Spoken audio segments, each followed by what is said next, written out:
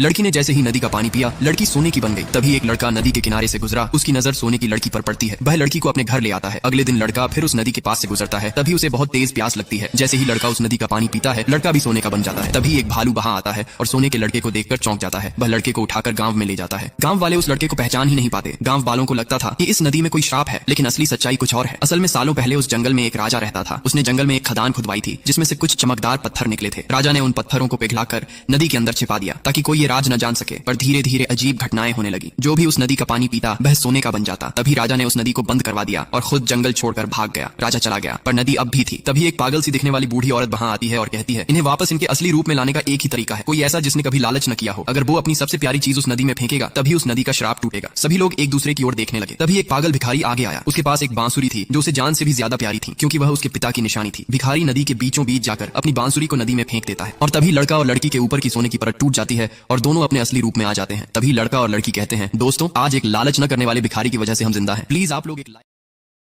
Download ShareChat.